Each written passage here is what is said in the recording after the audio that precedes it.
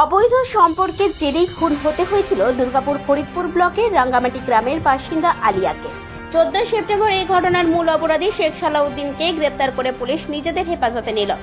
আলিয়ার একটা গোপন মোবাইলের সূত্র ধরেই আসানসোল দুর্গাপুর পুলিশের ফরিদপুর থানা এই অপরাধের কিনারা করল।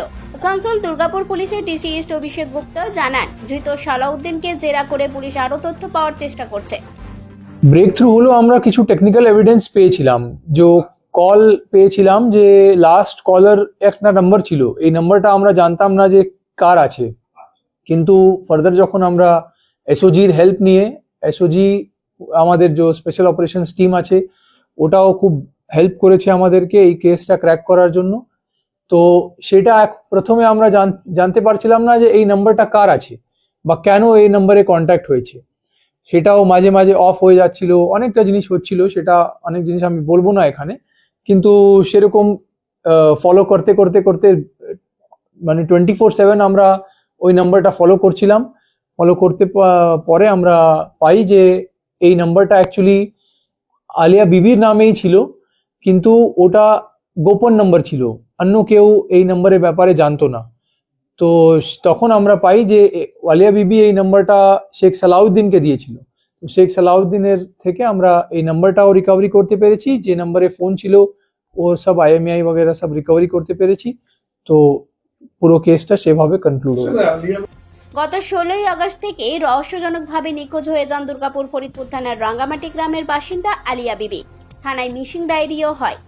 এরপর 31 আগস্ট এলাকার একটি কুয়ো থেকেই আলিয়া বিবির মৃতদেহ পুলিশ উদ্ধার করে। পরিবারের অভিযোগের ভিত্তিতে পুলিশ শেখ লালন নামে একজনকে গ্রেপ্তার করে। এরপর পুলিশ ধৃতকে জেরা করে চাঞ্চল্যকর তথ্য পান। এরপরেই তদন্তের গতি এনে পুলিশ বছর 39-এর রাঙ্গামাটি এলাকার বাসিন্দা শেখ সালাউদ্দিনকে গ্রেপ্তার করে। আসানসোল দুর্গাপুর পুলিশের ডিসি ইস্ট অভিষেক গুপ্ত জানায়, খুনের সাথে সালাউদ্দিনের যোগাযোগের অনেক গুরুত্বপূর্ণ তথ্য পেয়েছে পুলিশ, আর পুলিশি জেরায় অভিযুক্ত সবকিছু স্বীকারও করেছে। ওর কনফেশনাল স্টেটমেন্টের হিসাবে এটা heat of the moment crime হয়েছে।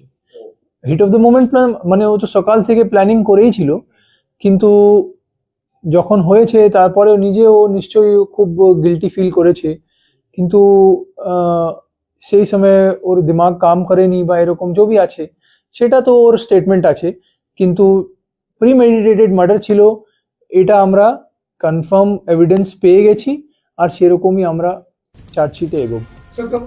মাত্র কয়েকদিনের মধ্যে আসানসোল দুর্গাপুর পুলিশের এই বড়সড় সাফল্য পেল।